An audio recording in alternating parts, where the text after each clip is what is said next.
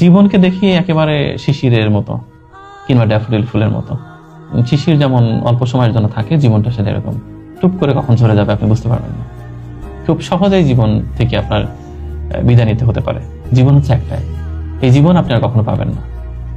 যত কিছুই করেন না কেন, যে সময়টা চলে যাচ্ছে এটা লাস্ট মিনিট লাস্ট সেকেন্ড চলে যাচ্ছে, আর কোনোদিনও পাবেন না, কোনোভাবেই পাবেন না।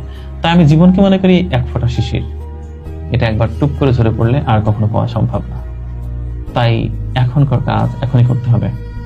ভালো কাজের সুযোগ থাকলে, সময় থাকলে করে ফেলুন, কারণ আপনি আর কখনো এই জীবন পাবেন না। এবং এই জীবন আসলে একবারের জন্যই, আর কখনো আসে না। তাই আমার কাছে মনে হয় জীবন হচ্ছে এক ফোঁটা শিশির বিন্দু, এটা যে কোনো সময় ঝরে পড়তে পারে। ঝরে পড়ার আগেই এটাকে একটু বিউটিফাই করা উচিত। জীবনকে দেখি একেবারে শিশিরের মতো কিংবা ড্যাফোডিল ফুলের মতো।